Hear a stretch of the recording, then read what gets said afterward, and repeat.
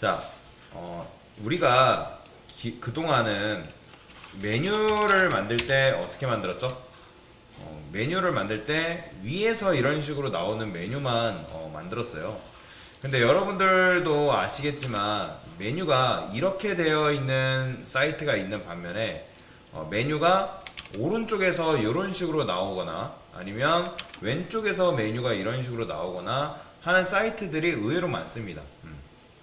그래서 이번 시간에는 우리가 이제 사이드에서 나오는 메뉴를 한번 만들어 볼 건데, 그러니까 얘가 펼쳐져 있는 상태가 아니라 평소에는 들어가 있는 상태에서 얘가 이런 식으로 펼쳐지게끔 만들어 줄 거예요. 그러면 어쨌든 애니메이션을 주는 건데, 애니메이션을 우리가 도대체 CSS로 어떻게 줄 수 있냐, 이걸 하면서 일단 배울 건데, 자, 이걸 하기 전에 일단 작업을 해줘야겠죠. 작업을 먼저 해주면서 여러분들 설명을 드리도록 하겠습니다. 요거 어디 있어? 요거 있던 거는 사이트랑 이런 거는 좀 가져올게요. 요 루트 커스텀은 하나만 가져오도록 하겠습니다. 얘는 커스텀 써주면 되겠죠? 커스텀 시작. 자, 그 다음에 얘는 뭐예요? 라이브러리라 해가지고 컨민이드랑 그런 것도 만들어 줄게요. 컨민 위드 이렇게. 자, MW 하면 min with 이렇게 만들어집니다. MW 치면 만들어지니까 약자 쓰세요. 약자. 자, 그러면 됐고요. 그 다음에 컨테이너도 당연히 있어야겠죠? 얘는 그냥 너비는 그냥 이거 주시면 되고, 사이트 위드 정도 주시면 되고, 그 다음에 중앙 정렬 시키려면 어떻게 한다? 뭐 마진을 0 오토 주면 되겠죠? 아니면 뭐 MX 오토 줘도 상관없습니다. 여기다가. 자, 그 다음에 저는 하나만 만들겠습니다. div 한 다음에 사이드바라고 해서 하나만 만들 거예요. 실제로 사이드바의 역할을 하는 녀석인 거요. 자, 그러면 사이드바에 하는 역할인데 이 녀석한테 색상을 입혀야겠죠. 여기다가 사이드바한테 자, 포지션 픽스드를 줄 겁니다. 픽스드를 왜 주냐면 그래야지 이 사이드바 같은 녀석은 얘는 뭐예요? 얘는 마우스 스크롤 할 때마다 이렇게 따라와야 되잖아요. 고정이 되어 있어야 되는 상태인 거예요. 그렇죠? 그래서 픽스드 줘서 고정을 시키고, 그 다음에 탑 0. 자, 이렇게 하면 탑 크게 뭔지 모를 거예요. 자, 여기다가 안녕 해볼게요. 안녕. 자, 그러면 탑 0 주면 당연히 여기 붙겠고, 그 다음에 레프트 0 주면 당연히 왼쪽으로 딱 붙겠죠. 그죠? 자, 그 다음에 여기다가 너비를 한 300픽셀 정도 하겠습니다.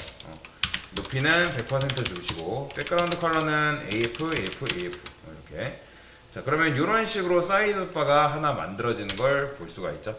자, 그 다음 해줘야 될 거는 여기 보시면 이제 버튼이 있죠. 여기 보면 요거 우측에 우측 상단에 요거 있는데, 자, 요거를 이제 만드는 방식이 두 가지 방식이 있어요. 자, 일단 첫 번째 제일 기존 이제 쉬운 방식이 있는데, 여기다가 이렇게 쓸게요.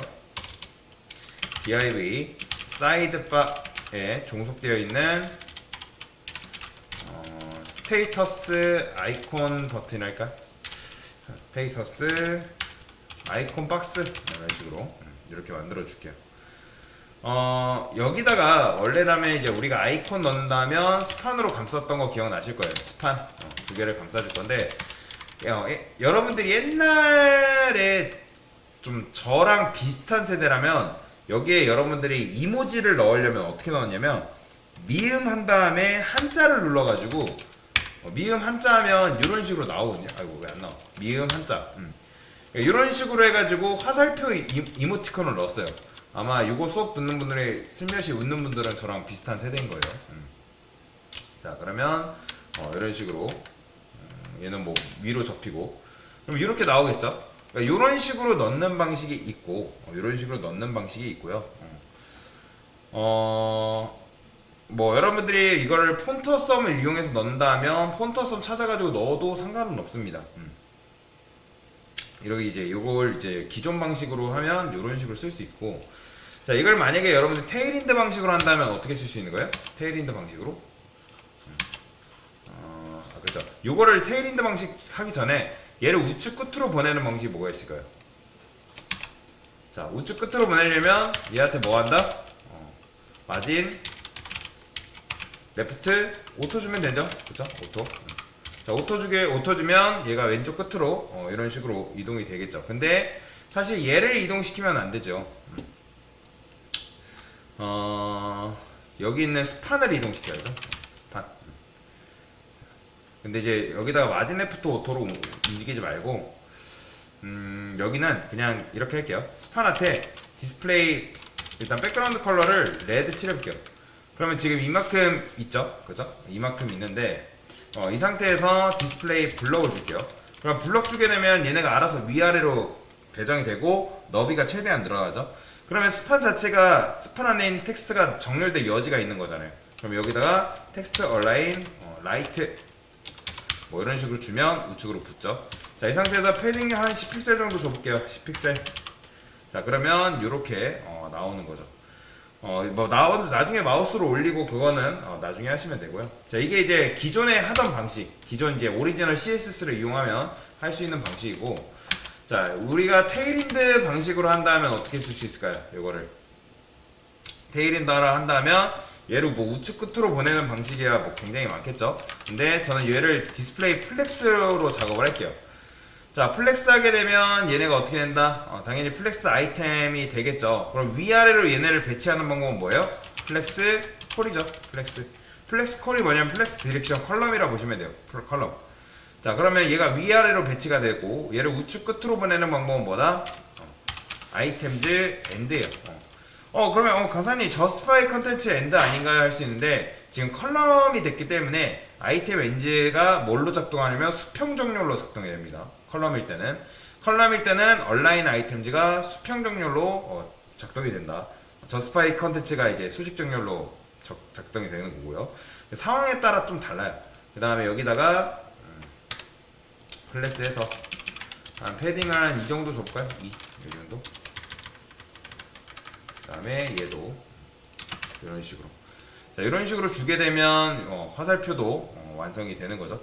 근데 이 화살표가 언제 나와야 돼요? 마우스로 올렸을 때 얘는 이제 나왔다. 평소에는 얘가 나왔다가 그 다음에 마우스 올렸을 때 얘가 나오게끔 만들어 줘야겠죠. 근데 지금 보면 얘도 화살표가 방향이 이상하네요. 아래로 향해야 되는데 아래로 향하게끔 만들어 줄게요. 요거 1번 됐어요. 자, 그러면 어떻게 하면 된다? 뭐 간단하죠. 여기다가 사이드바 아이콘 박스에 있는 스판이잖아요. 스판. 그렇죠? 얘네가 어쨌든 스판인 건데 이 녀석들 어떻게 하면 되는 거예요? 평소에는 얘가 나와 있을 때 누가 숨겨져 있어야 된다? 얘가 숨겨져 있어야 되니까 얘는 첫 번째 자식이고 두 번째 자식이죠. 그러면 자, 라스트 차일드. 자, 이게 궁금하면 여기다가 블루 칠해보면 되겠죠. 이 녀석을 말하는 거예요. 이 녀석. 그럼 얘가 평소에는 어떻게 된다? 디스플레이 눈 처리돼 있어야 된다. 숨길 처리 해주는 거죠. 자, 그 다음에 누구한테 마우스 올렸을 때 우리는 사이드바한테 마우스를 올렸을 때 나오게끔 만들어주면 되겠죠. 근데 이제 그 전에 방향키부터 한번 할게요. 사이드바에 호버 했을 때 마우스를 올렸을 때 자, 어떻게 한다? 자, 이 사이드바 아이콘 박스에 있는 스판 라스트 차일드 똑같이 하시고, 자, 얘가 어떻게 하면 되는 거예요? 디스플레이 블럭으로 하시면 안 됩니다. 왜 그러냐면 지금 이 스판 자체가 뭐 블럭으로 해도 상관없겠다. 왜냐면 지금 플렉스로 작업하는 게 아니기 때문에 블럭으로 해도 상관없겠네요. 그러면 마우스 올렸을 때 이렇게 나오죠. 자, 그 다음에 얘가 어떻게 돼 있어야 돼요? 스판 했기 때문에 그 다음에 얘가 나오면서 누가 숨김 처리돼야 된다?